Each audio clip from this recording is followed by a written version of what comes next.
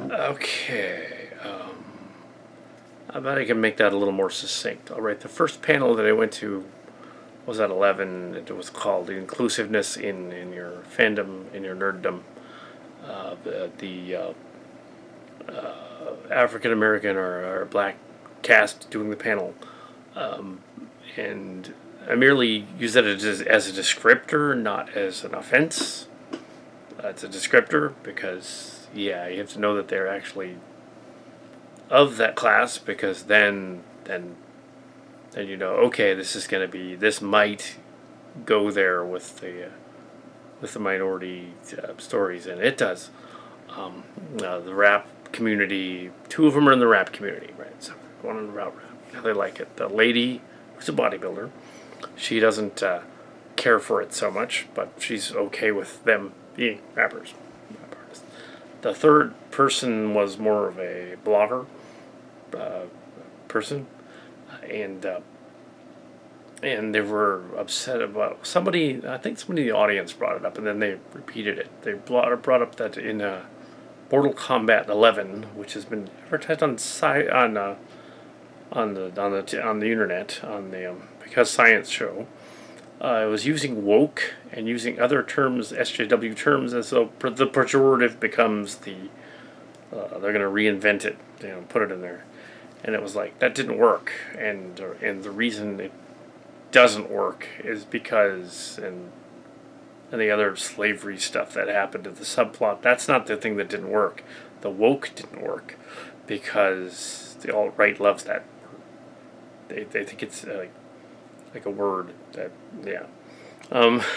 And these guys didn't like that because it sounds very derogatory to such movements that where there's people who are, use it incorrectly. So yeah, it would be very it wouldn't count so much. It would be very yeah. Um, it wouldn't work. It wouldn't work because it's not. It's too cliched and it's too now, and it makes the game immediately cliched and dated. It would be like referencing uh, Slim Jim, slip into a Slim Jim from the '80s, the Jim Beef Jerky with the wrestler, or it would be like I'm Loving It, or McDonald's a few years ago, 15 years ago or so. It wouldn't make sense. It would date the story immediately, and you would know that it's from the 2019. So that was my point as well. Also, much of the rap fans are actually suburban white kids, and and apparently the one of them is not a gangster rap, though. He does rap that doesn't have really swearing in it. He just does like fun rap, and yeah, it's different. Yeah, so I guess it's the point about the different panels so far have been on the theme of inclusionary, on the theme of make people feel comfortable at a convention, dressing the way they should or whatnot, doing what they're going to do, make them feel comfortable, and don't insult their clothing or whatever, or their costume, and say it sucks or something. It's like you can say that, oh, this might make it look better, or that's a good interpretation, or something like that. I think that's all the guy meant when he said to his son that it was a good black interpretation of the costume. I think all the guy meant was, yeah, okay. I don't think he meant it to be mean. He just said it. There was a guy that said that, apparently previously not at Fanime. And then I went on to watch the Star Blazers thing. Well, it's actually supposed to be Yamato 2202. It's the sequel to Yamato 2199, which came out a few years ago.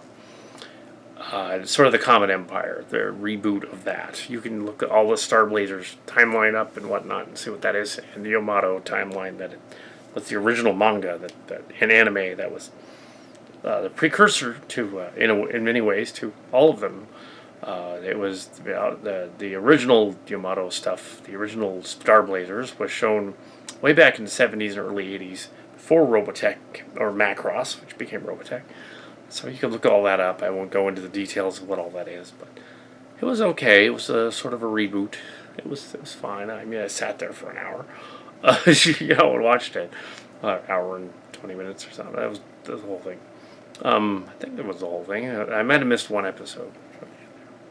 But I had to go elsewhere to go to other things. There was the dealer's room and whatnot. Let's see what I got here. Okay, several hours later, I went to a panel called Cthulhu for President, done by a very snarky but well-known blogger, internet person, and I can't remember the name. It was not Angry Joe. Anyway, or Angry Review Guy. It was somebody else, very similar, though. And he was one of the, I think it actually is one of the former Channel Awesome people. But I'm blanking on his name. But he was doing, ripping the Trump ears and all that. The Cthulhu will just eat all of his enemies and clone the ones that he doesn't like and make them suffer by having their clones get eaten.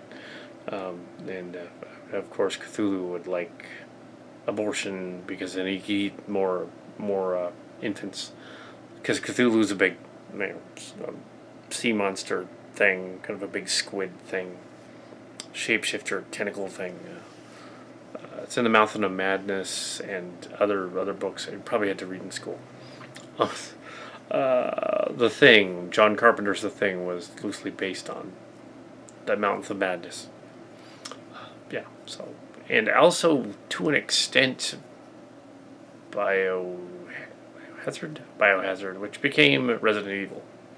It's also very, very much a Lovecraft, H.P. Lovecraft, who was actually kind of an ass, kind of racist, but he did write these interesting science fiction stories that people have glommed onto because the other is the alien. Of course, Lovecraft was thinking, and you could do a big Lovecraft panel if you want to. There are people out there that have done it. There's a guy named Jason Colavito that talks about Lovecraft on the internet. He wasn't there at the panel. Anyway, so yeah, but he asked for comments and suggested commentary after a while, and he would insult each person that came up. And it's funny that yesterday, they were saying don't do that.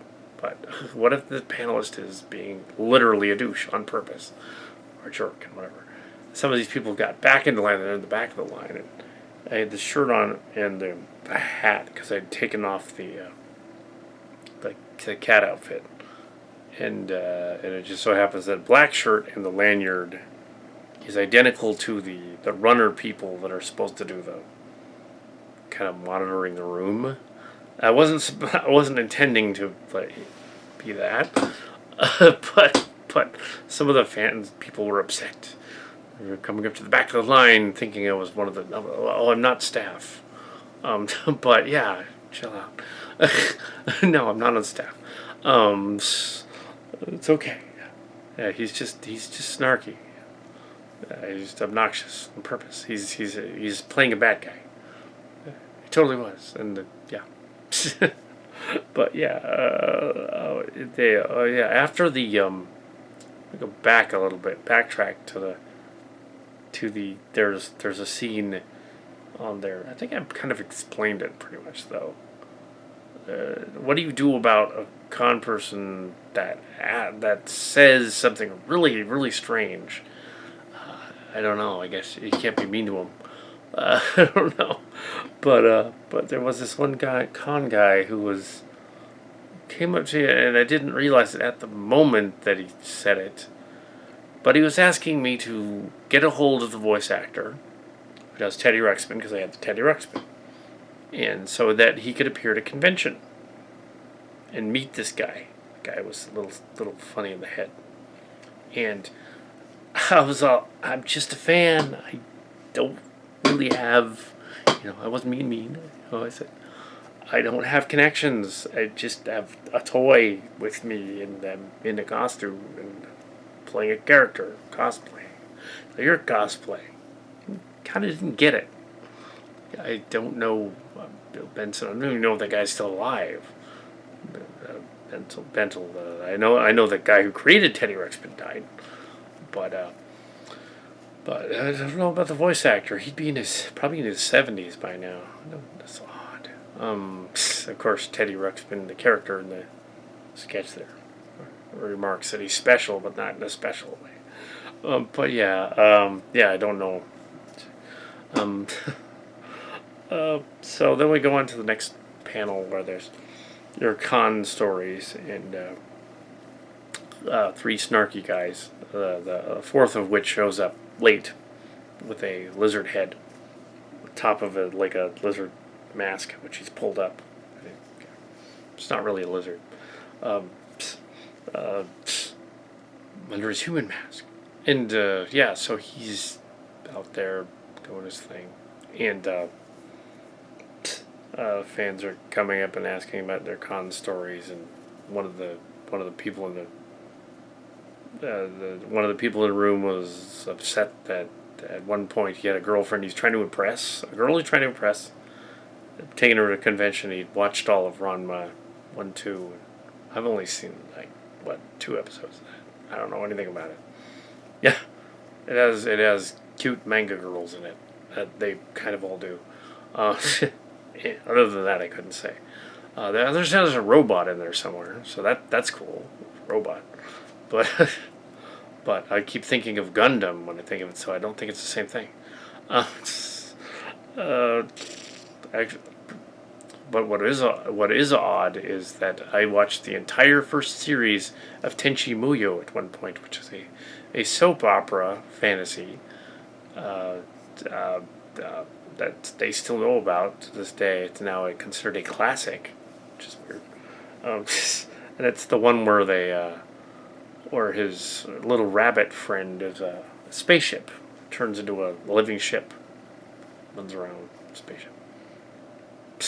Which is kind of cool. But it was also mostly a love story fantasy. But yeah,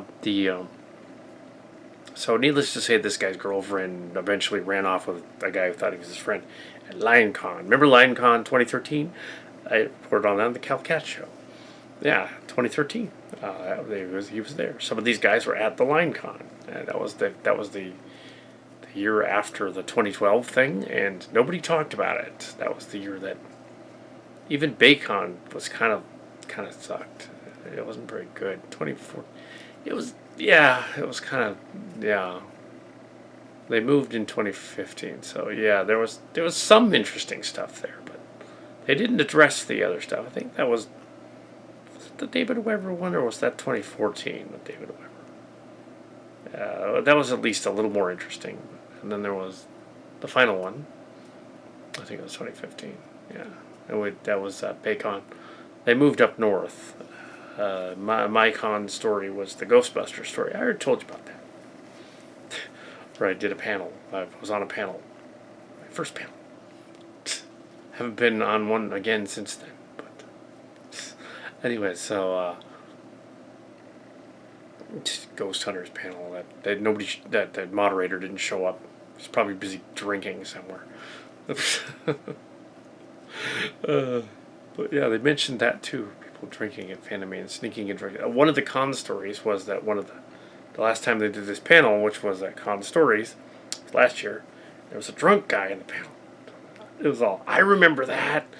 The guy near me goes, "Was it you?" I was like, "No, no, that was the night before. It wasn't booze. It was an edible." Mm. Yeah, yeah. So I didn't do anything like that this time. I don't think the Psycho Donut had anything in it, you know, or the Shirley Temple drink in the space movie. Shirley Temples don't have anything in it. So yeah. Yeah, so the next one was, what was the next one? That con stories was it? Yeah. Dealer's room. Yeah.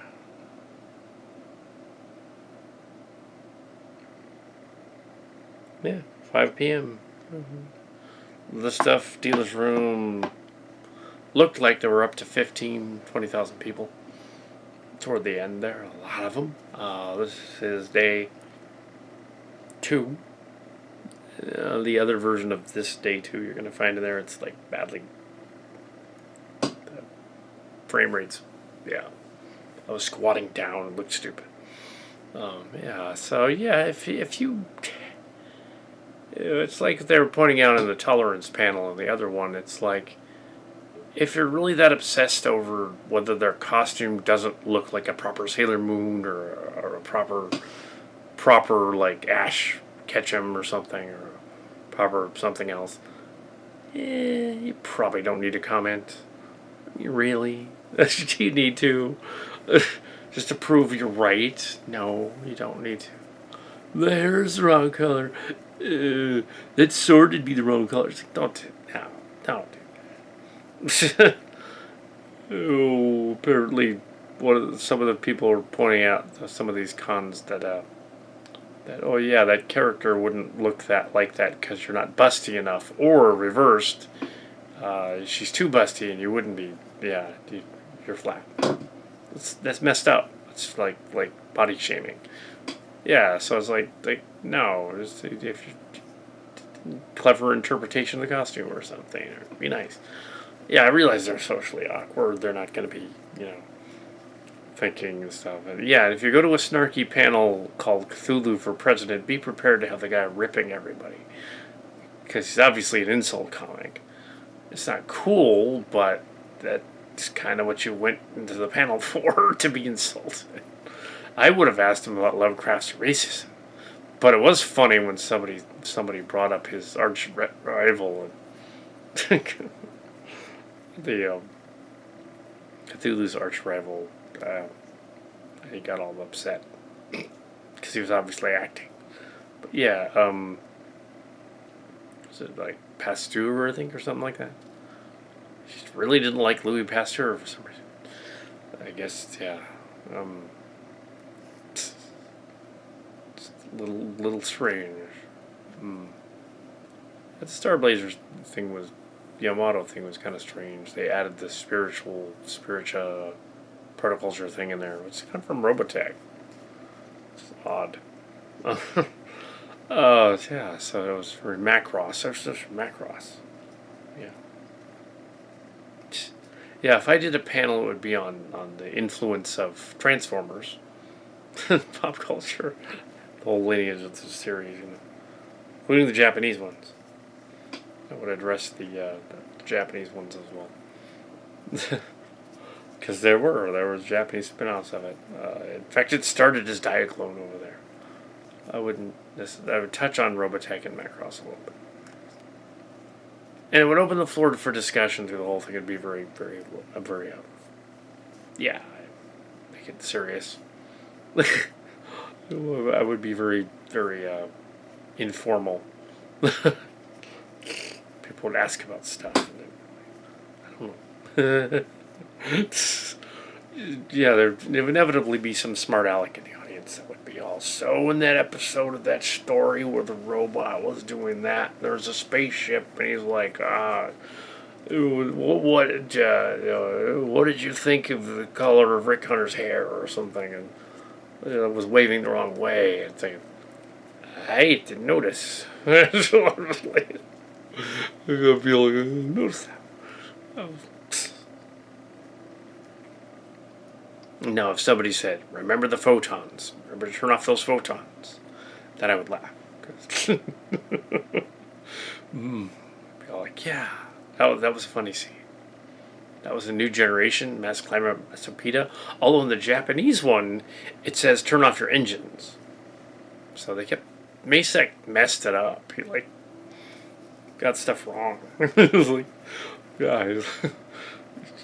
Like when he messed up the whole Cowboy Dusty Airs thing. It was like they made him sound like he was completely a bad guy. He wasn't though. He was deserted by his unit. Yeah, he's getting them back for deserting them. So he wasn't necessarily a bad guy. He was an anti-hero, which is different. But in the American one, they made him a bad guy. Because, no, they won't understand revenge because kids are going to watch this and they won't understand. It was a very teenage to young adult kind of show. It wasn't meant for little kids, really. Robotech, Macross, and Robotech. Macross was even more adult. It was, the Do You Remember Love movie, I would say, is PG-13. Even Y14. Yeah, it's not that it's racy or anything. There's a little nudity in it, but it's kind of violent and it's kind of messed up, but it's really visually interesting. But yeah, and it's a retcon of the whole series. So, well, Macross series, of course. The other two are separate, but you know that. Anyway, so yeah, and if well, I think it's creative to have, if somebody's, doesn't look exactly like a character in there. There's some pictures in the library here. It's a lady playing Drax, and she's not doing it as Drax, but it's like, okay, is somebody going to complain that a lady can't play Drax? I think it's kind of funny that she, that works. Okay with it. Why not be creative? Why can't you be creative? But the odd thing is, though, is when some of the fans think that you're actually the character. I think that's one of the problems I haven't brought up specifically with some of these panels on the movements and so forth. So it is socially awkward. People think that they have a brain fart. They think, this person that's dressed up as Misty or something, or Ranma or Kinchigo or whatever her name is, rabbit. Yeah, like that's that character they're playing. That's them somehow in their head. They're like, no, they're just playing a character, and they're in character. So they might be acting like the character. Doesn't mean they are, and it doesn't mean that you necessarily coming up to them being weird is going to be able to like have relations with them somehow. It's really bizarre. As I've encountered more than one people asking questions at some of these, even this year, pertaining to like their shipping, which is that's like Kirk and Spock, but with anime, and Rule 34 and going up there. Oh, you're two characters. You're dressed like these two characters. I ship.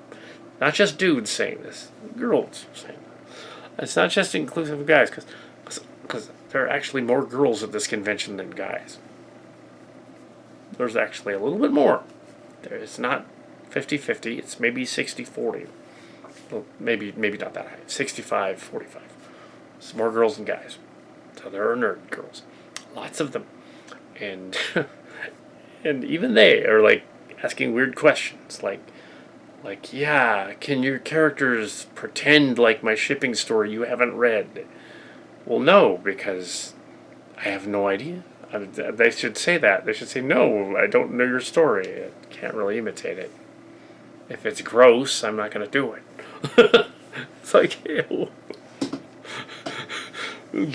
Definitely not going to do it. Although there was, and now I'm going to end with the two ultra confrontations of yet more of those people out there with costuming is sinful, costuming sinner people out there in the in the cat outfit. I walked kind of by them and just past them. I said kind of off to the side, Jesus didn't say anything about costuming. So oh, it's that guy again.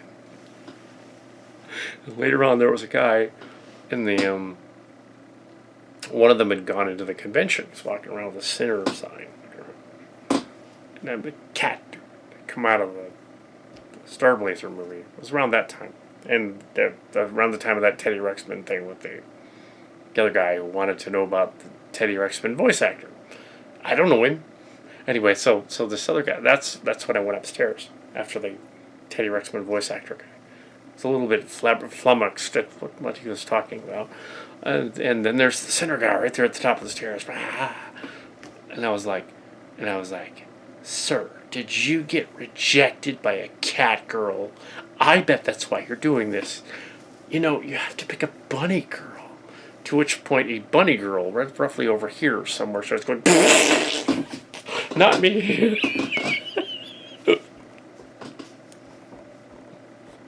Yeah, not her. No, it was a cat. Yeah, I'm not sure if he left, but but yeah, that's probably all it is. That's the reason they're so adamant about like going after the con people is they just weren't invited. Now he had to have paid to get in though, to get upstairs. So he bought tickets, so he's there. So is he just being like a performance artist? That'd be kind of funny. It'd be also kind of funny if one of them was Jesus again and a devil. They've mentioned that one before. I think that was the Line Con one. I think it was 2013 or maybe 2012. One of those, and I saw that actually happen. That was funny. Okay. My flock. That was funny. I didn't mention that in con stories, but that was there, and yeah. That happened a couple times actually. So yeah, there's my rundown. This today, day 2.